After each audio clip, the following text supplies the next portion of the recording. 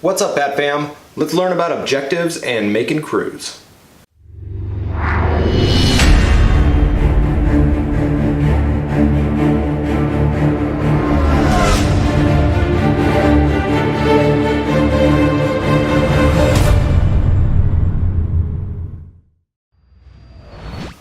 What's up, guys? So this is going to be part 2 of our Learn to Play series. In this we're going to be talking about objectives, and also we're going to be talking about what you need to know as far as building a crew, what the limitations are, and what you need to have kind of a legitimate crew. So first up, let's start talking about the reputation and funding and everything. So for reputation and funding, the standard is that you're going to have 350 points of reputation and you're going to have $1,500 in funding. Now that's going to be the whole pool that you can kind of buy your characters from, like we talked about in the previous video with the reputation and funding cost. So you'll deduct that from this pool, and that will kind of help you build out your crew, and you kind of have a standard level for each team. Now you can kind of do more reputation, you could do a little bit less reputation. That's up to you and the person you're playing with. Whatever you guys are cool with, that's great. The thing about determining your funding for that is there's a little equation that you can use. For every interval of 150 reputation, you're going to be able to have access to $500 in funding. So in a 150 point match, you're going to have $500 in funding. In a 450 point match, you're only going to have $1,500 in funding. So you're going to have the same as about a 350 point match because you haven't reached the next interval of 150 rep. So like if you had a 460 rep, you'd have $2,000 in funding. So for each 150 rep you have, you're going to have $500 in funding, pretty much. So that's the reputation and funding costs as far as Batman miniature game is concerned. So let's talk a little bit about the different ranks in the Batman miniature game. We saw in the Ben Affleck Batman card that he was a leader. So we're kind of going to go over what all that stuff means. I'll pop up a little image here so you can kind of see what all the different ranks are. And you'll see a number right next to that, and that's kind of the limit of how many of those types you can have. So as far as leaders, you can only have one leader included in your crew. That's alright, they're super strong characters, so kind of makes sense.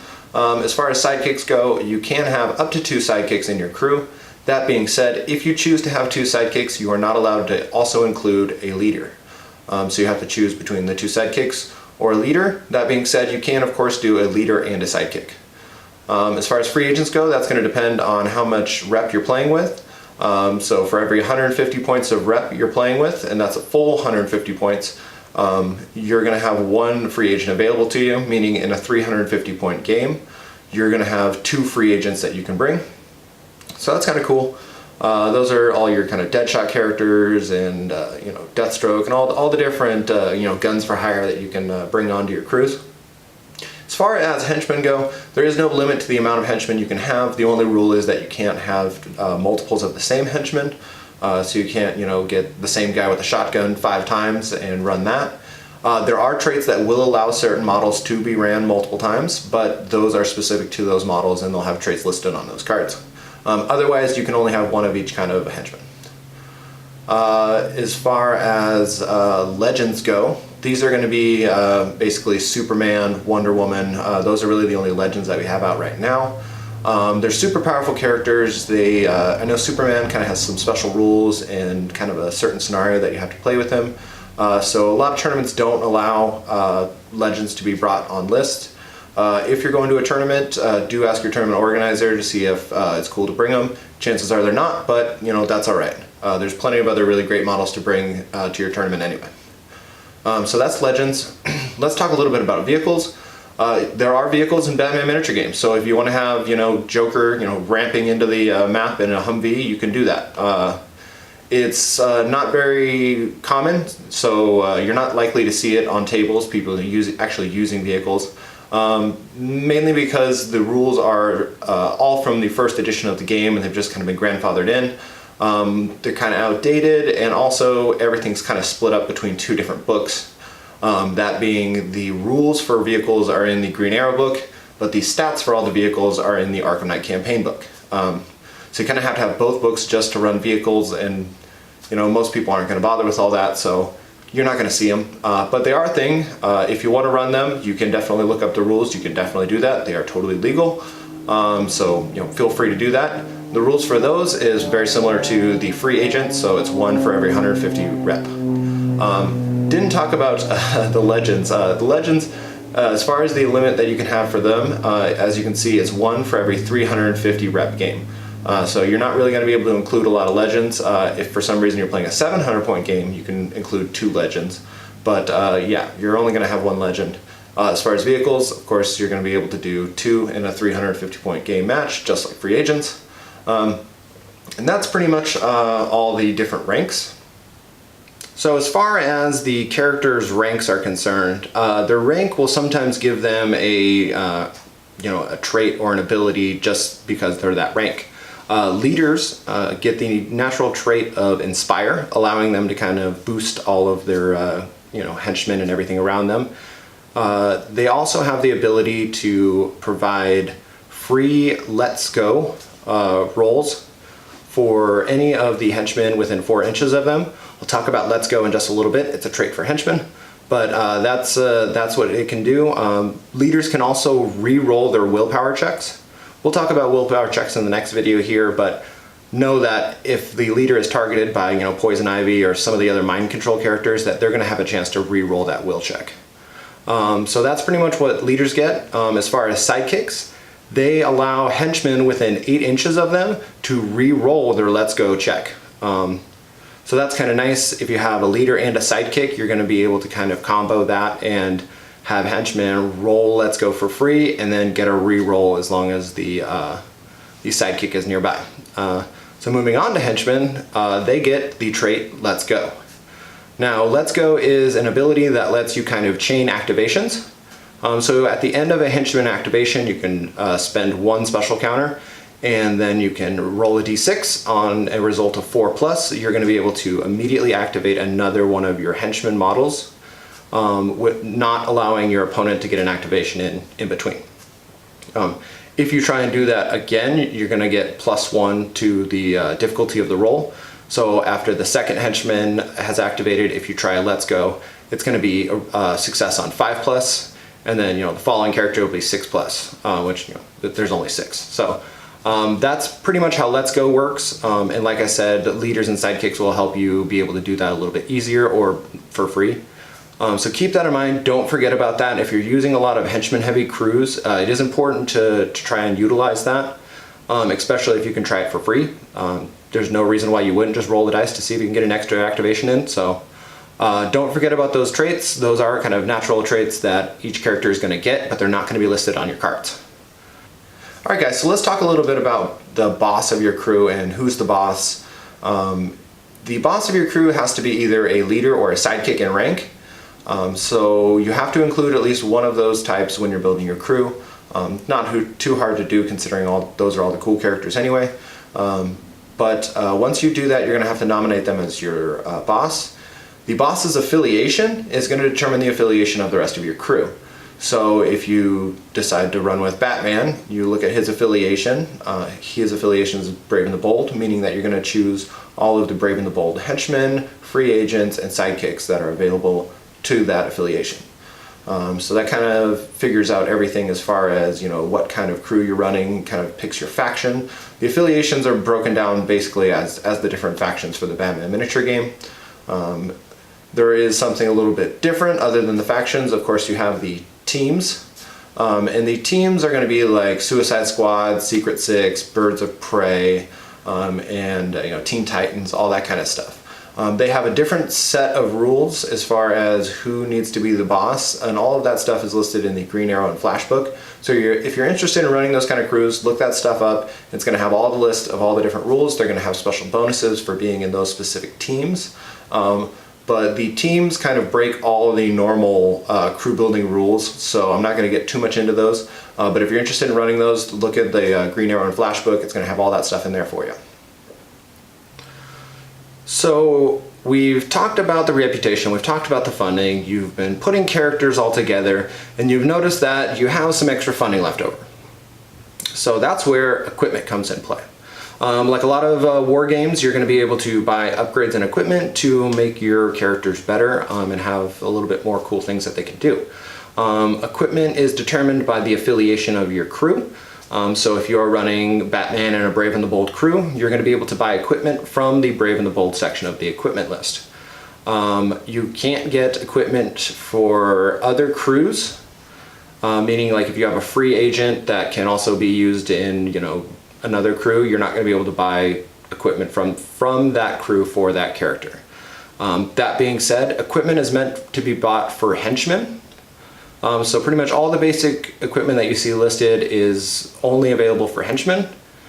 Below those, you're going to see different equipment lists that have characters next to them. So it'll be like, if you include Bruce Wayne in your crew, you're going to be able to buy this equipment. Now, a lot of that equipment can be equipped to those models. So leaders can get equipment, free agents can get equipment, sidekicks can get equipment if they have equipment listed specifically for their character. They cannot get equipment from the basic equipment list, but they can get some of their special equipments. So look through that and see what you want to grab to kind of bolster your crew. I know, if you're taking Commissioner Gordon, it's always good to take a heliport, which helps his, air support ability, and there's all sorts of different things that you can do. So look over all the different equipments. It might kind of help you figure out what dynamic you want to choose when you're putting together your crew. But that's pretty much equipment. Aside from that, things you want to keep in mind is that you cannot have two of the same equipment on the same model. So you can't buy the magazine equipment and get 2 extra ammos on the same model. You also have a limit to how many equipments you can buy. Not as far as how many different ones you can get, but like let's say magazine, for example.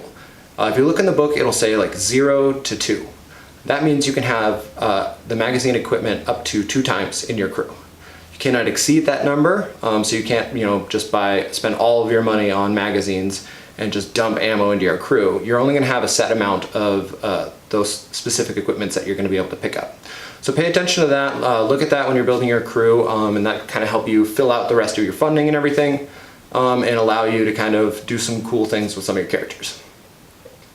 So now we'll talk a little bit about objectives. Now with the objectives, you're going to have 3 objectives when you build your crew.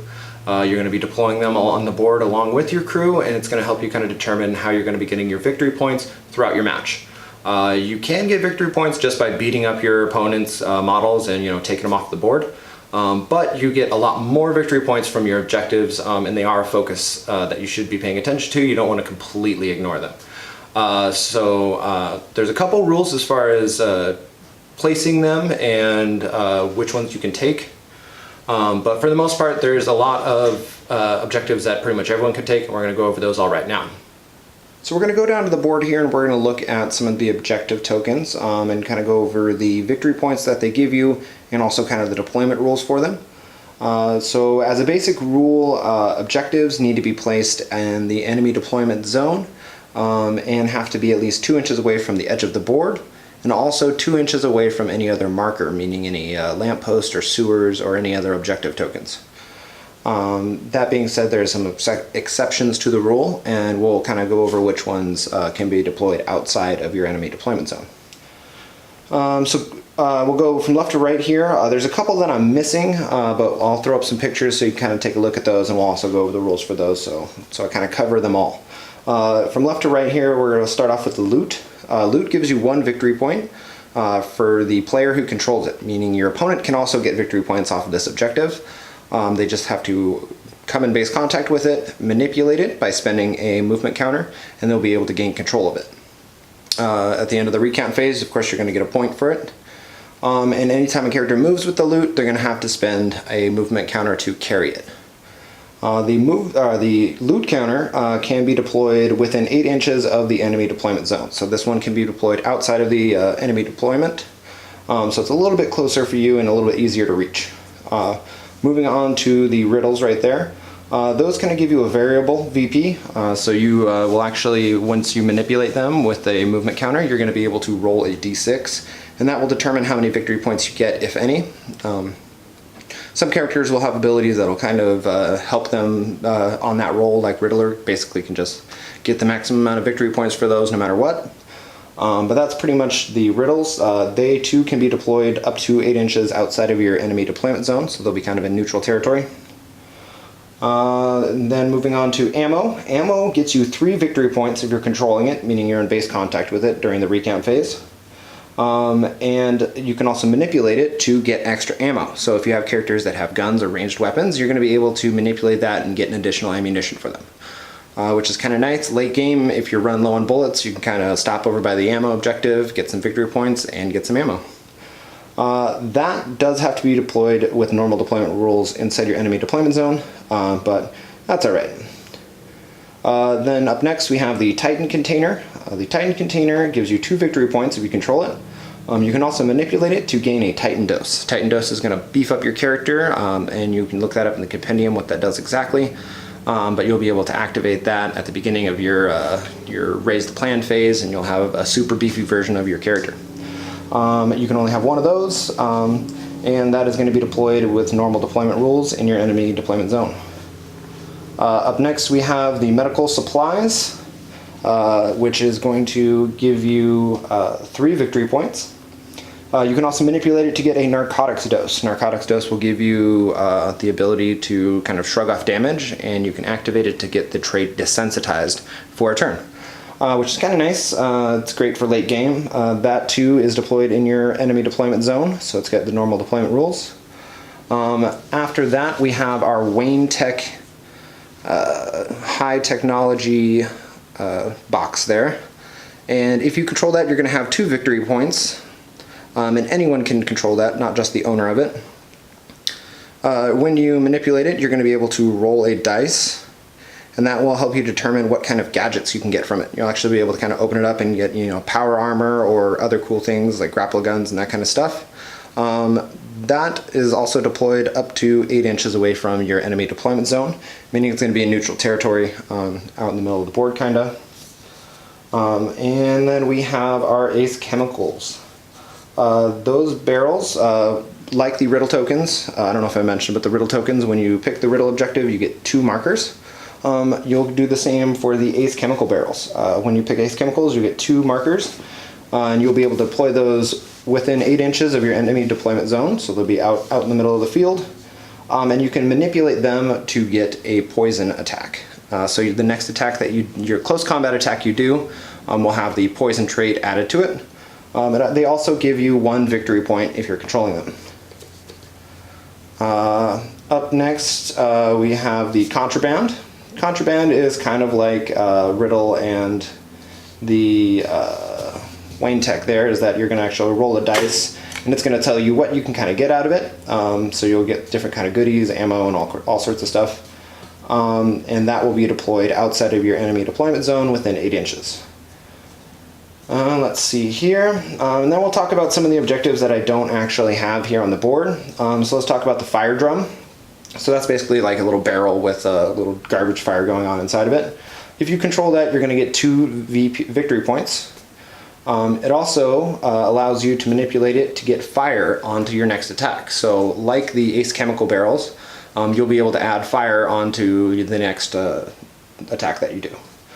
The fun thing about the fire drum is that it also kind of works as a street light and illuminates a 2-inch radius around it. So if you're right next to it, you're going to be lit up and people are going to be able to shoot you from across the board. But it can also be deployed outside of the deployment zone within 8 inches. Next we'll talk about the safe boxes. Those are going to be like 2 little like safes that you kind of see, money and all that kind of stuff in from the banks. You get 2 of those. You're going to be able to deploy those across the board 8 inches from enemy deployment, much like a lot of the other ones. Like I said, 1 victory point for controlling it, and you get the 2 markers.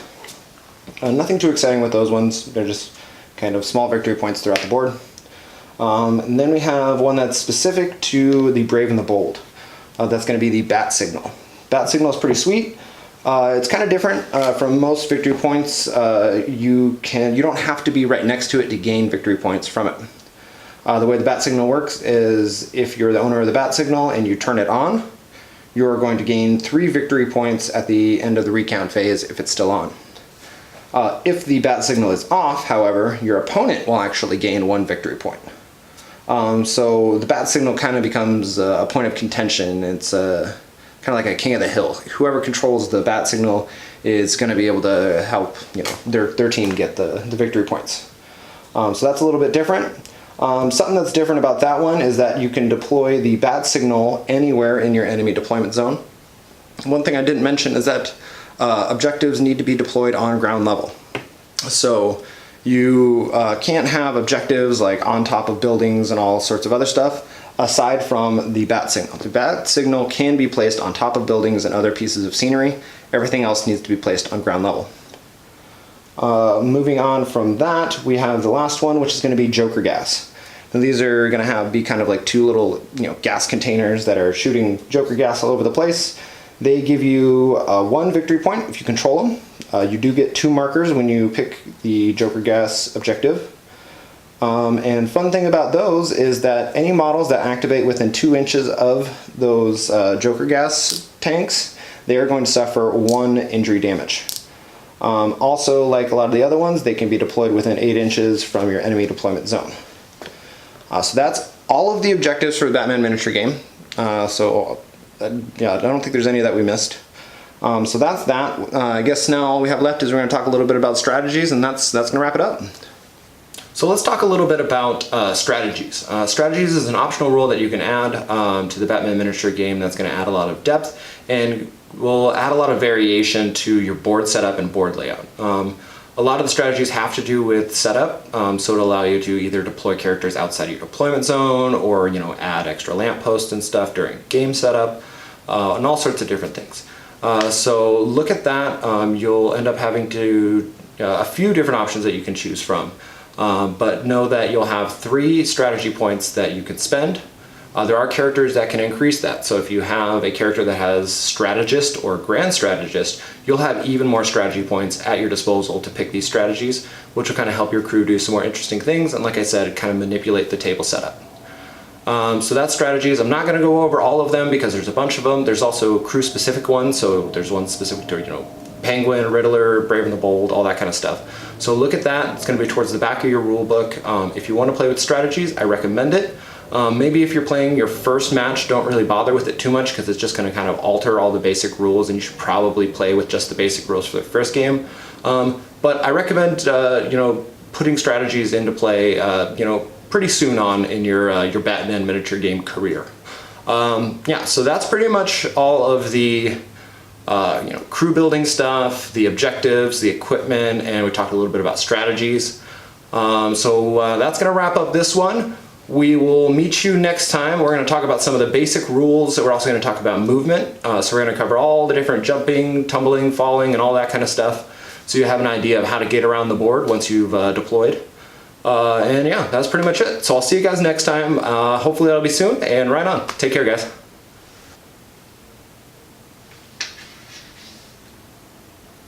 Oh, it's over? If you liked the video, hit the like button. Don't forget to turn on notifications and subscribe if you want to stay up to date on everything related to Batman Miniatures game.